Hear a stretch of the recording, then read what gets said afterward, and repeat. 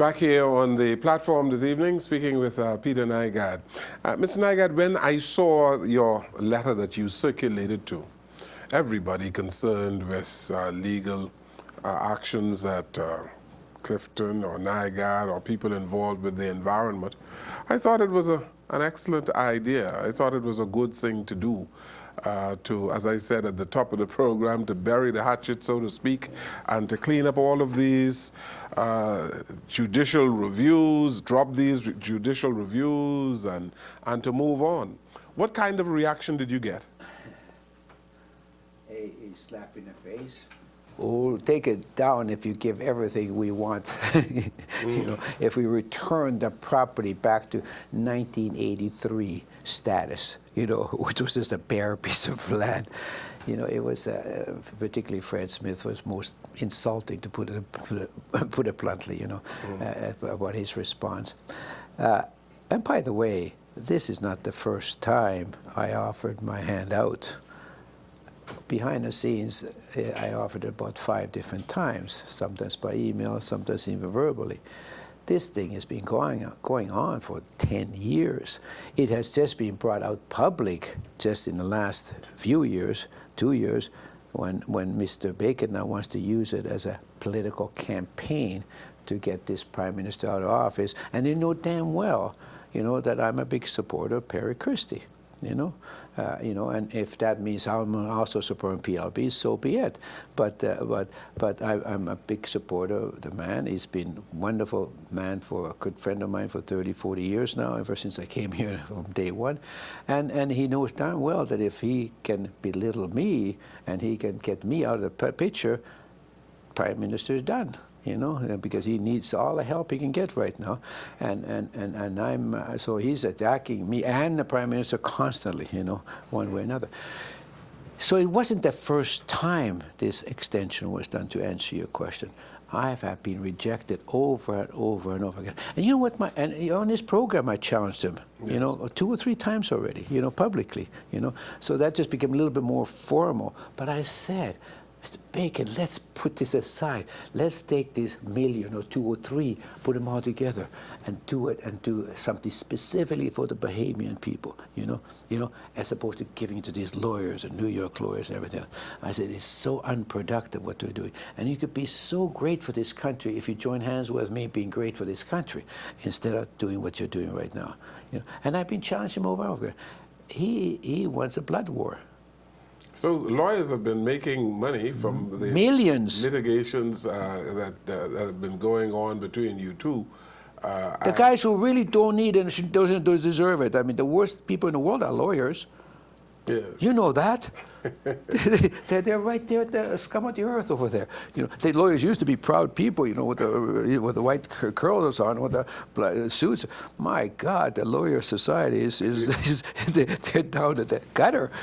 So you were disappointed that they did not see the wisdom in dropping these lawsuits and coming together to resolve the issues at Clifton. So I tried to do it nicely. I've been trying to do it quietly and nicely now for years and years and years and years. And I never wanted to get into a pissing contest with a skunk. That's what my daddy told me. Yeah. Hey, Peter, don't get into a pissing contest with a skunk. You know, because you're going to have to piss smellier than he does, or get out of the way. Yeah. So you feel that it's a personal attack, and does it have anything to do with jealousy of sorts for the kind of property that you've been able to develop? It does. It does. It has to do with jealousy. There's a certain amount of racism in him, for sure. You know, I mean, my liking, if not loving, for the Bahamian people, the African Bahamian people particularly, and his loving for the white southern where he comes from, his great-grandfather was Roger Moore, you know, and we come from such different backgrounds. And when I first came in here, you know, I walked down the streets, almost every single Bahamian's been in Nygard Key. They said, oh, I was there 30 years ago, you know, I was shaking. You know, that kind of an welcoming for the Bahamian, ordinary Bahamian people is not desirable by that community, you know, or perhaps any other such community. And I didn't even realize. Perhaps I'm naive about that, you know, because I wouldn't even realize that. I says I didn't want to join the club. I'm not part of Life at Key technically, but I used the facility. And I want to be a good neighbor to them. But above all, I want to be a good neighbor to the Bahamian people themselves. You know? So you are considered a persona non grata? Yeah, I suppose. Yeah, I had a nice, peaceful coexistence and a great coexistence with the Life at Key community. Mm-hmm. Sean Connerys of this world, every celebrity who came into Life at Key, or even Bahamas, came to Nygard Key. Every royalty, you know, all the royalties are there. You know, I got a slew of pictures of that kind of. And people would have their wedding anniversaries there. They would have their weddings there. They would have their 50th anniversaries there. You know, this was the place to come to and the place to bring your friends to, and they were always welcome. I did not, it wasn't only I wasn't welcoming, you know, the black community, but also the white ones, not only the rich ones, but also the poor ones. You know, I didn't discriminate against the rich. Mm-hmm. Tell me, Peter Nygard, what is your expectation of the government of the Bahamas? I know that there have been judicial reviews that have started before our courts. But what is your expectation now of the government and the people of the Bahamas? I'm, let's going right back to 3 years, and the Prime Minister himself says, Peter, I know this dispute is between you, and it's been going on for now 5 or 6 years. Let me handle it. Leave it to me. I'm going to make peace between you two. I'm going to get this thing done, you know. And he sincerely thought that he could make a deal and broker a deal, you know, and put this away in his style, you know, in a way that he's pretty good at anyway, putting people together, and went along with that. I parallel the same way as he thought he had a deal with Bahamara, with the Sakis guy. You know, have all this deal, but what happened in the Sakis deal? They did an end run on him, you know. Pretended to do one thing and then did the other thing. Prime Minister don't like that. I don't blame him. Same thing with me. They did an end run on him. Now he's admitting the fact that, you know, they got to me. They fooled me. They fooled me right now. And so what he, well-meaning to attempt by him to resolve this issue and get to peace between us, you know, he failed in doing it. The trouble was now that here it is sitting 3 years later, and now it's becoming now Bacon's getting his own way, and it's become a political football now. And every day he waged in doing this now gets worse and worse and worse for him. Mm. So now he's got to get on with this thing. Mr. Prime Minister, you've been 3 years doing it, you know, and you've been wanting to give this lease already, and it's already done. You know, everybody knows it. You know, it's already done. You've been wanting to get the work permit. You know, it's already done. It was already announced in the newspapers, etc. You know, and it was a home, not anything else. And Brave Davis says it's a done deal, and his committee it was already gone. But now he can't do it because Mr. Bacon, who thinks he runs this government, put an illegal injunction against him to prevent him from doing it. Now, what's the punchline here? Government and Mr. Perry Christie, that's got no business sitting there all these years, leaving an injunction that should have gotten rid of 2 weeks ago. I mean, 2 weeks after it was issued. These kind of ex-parte injunctions, you know. You know, an injunction is that they can just go to court and ask to put a stop on this until the other people are heard, you know, and then no one has an injunction in this world for 3 years. Nobody in the world has an injunction of this court in 3 years. It's making mockery of a whole judicial system. You know, what Mr. Bacon is right now. And not only he's got one, he's got two, all under false pretenses. One pretense I told you about, building that dock for the Bahamian people. The other one, you know what it is? Pretending that I'm going to build a stem cell clinic at Nygard Key. And Tribune wrote this out. We immediately said, where'd you get this thing? You have to retract this. There's no such truth. They wouldn't retract it. They took that article to some of the Life at Key people and said, look what Mr. Nygard's planning to do here. Do you want a stem cell clinic at Nygard Key? If not, sign here and we're going to put an injunction against it. And they did. The application to build, never had one word of a stem cell clinic, always a home, etc. That apparently didn't matter at all, you know. So it was a fake. Your property your house was burnt how long ago? 5 years ago. 5 years ago. And you wanted to rebuild? I wanted to build it, rebuild it 5 years ago. 5 years ago. Yeah, under the other government, under the minister there was Earl DeVoe, Minister of Environment, and he just ignored it. Period. I mean, Earl ended up being a very rich guy, by the way. And so I wonder why.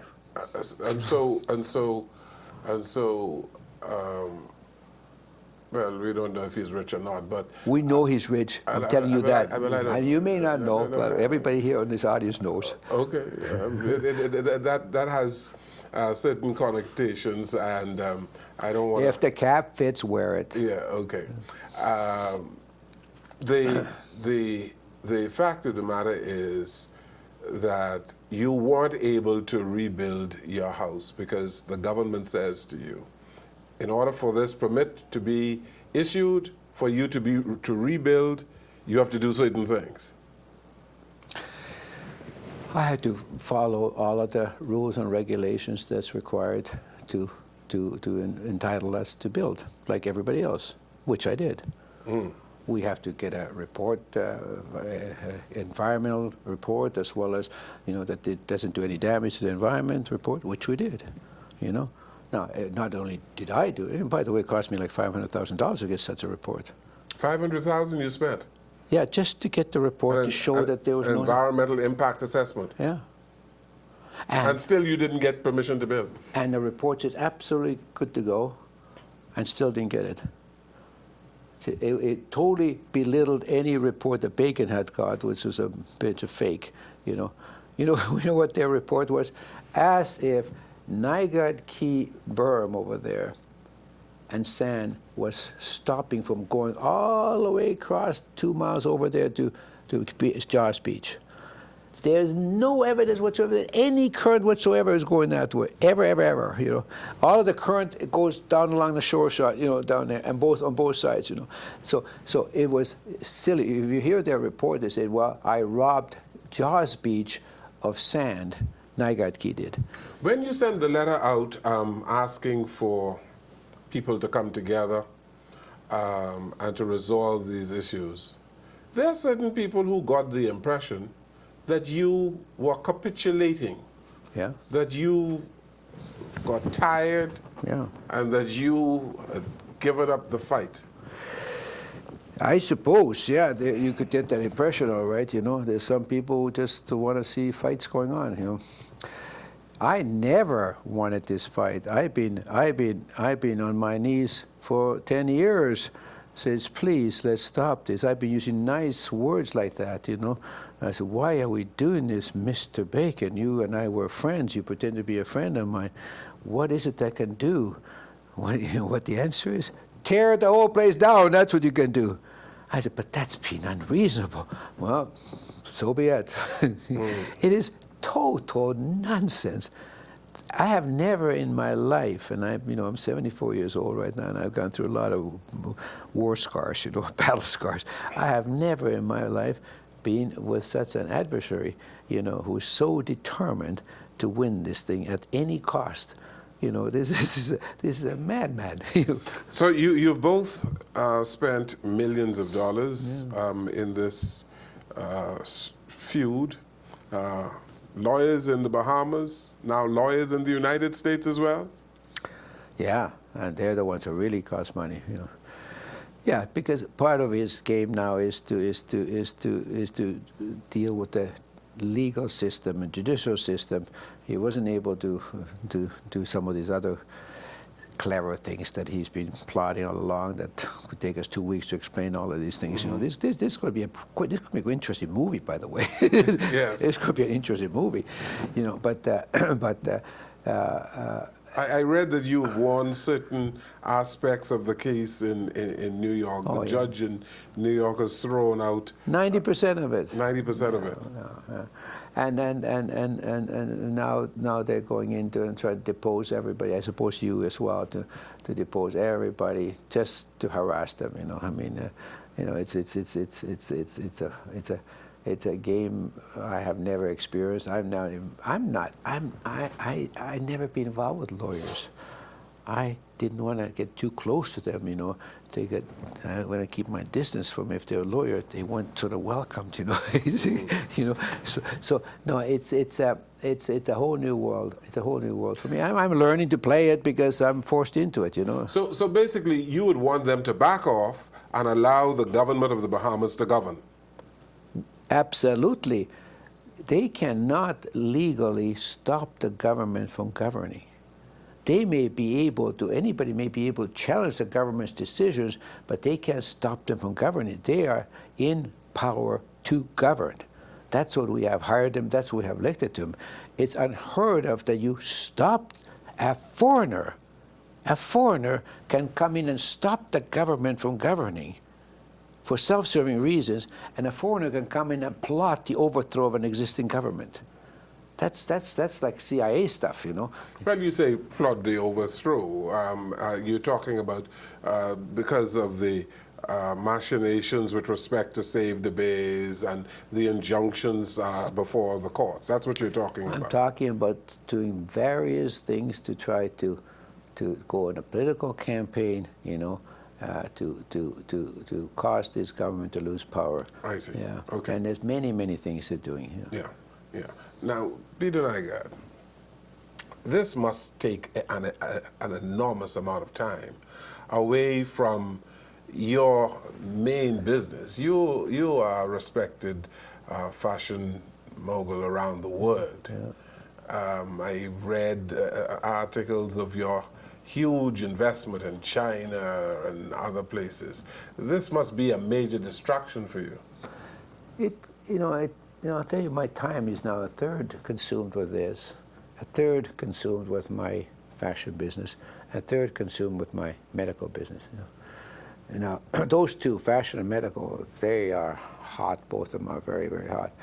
But the anchor around my neck is Mr. Louis Bacon. You know, and it's sad that one should have to spend their life in that kind of way, in a state of war. You know, you can almost associate it with this America having this ISIS on their back. You know, it's a terrible dilemma for the prime minister, for the president, in how he should really deal with that ISIS thing. You know, but that is nevertheless what he's got to deal with. Well, I also have to deal with a bit of an ISIS myself. You know, the question is, why don't you just give up?